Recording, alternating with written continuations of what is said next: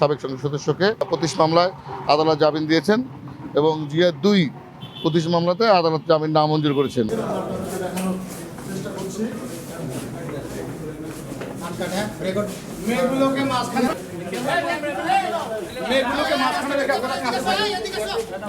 Police এবং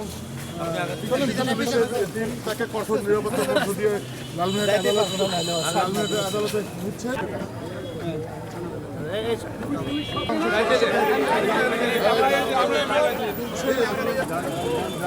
body on camera on রাখেন।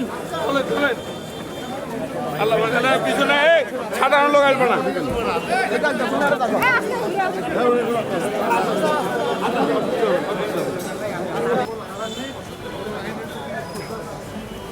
করে যাবেন, পিছনে গেট আছে দেখেন।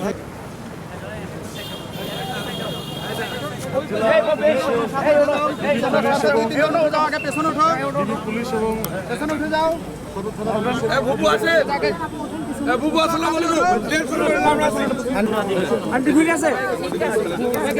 সাবেক সংসদ সদস্যকে তার মধ্যে জিয়ার 25 মামলায় আদালত জামিন দিয়েছেন এবং জিয়া 2 25 মামলাতে আদালত জামিন নামঞ্জুর করেছেন। আমরা ওনার জন্য ডিভিশন প্রাপ্তির আবেদন করেছি, আদালত সেটা বিবেচনা করবেন।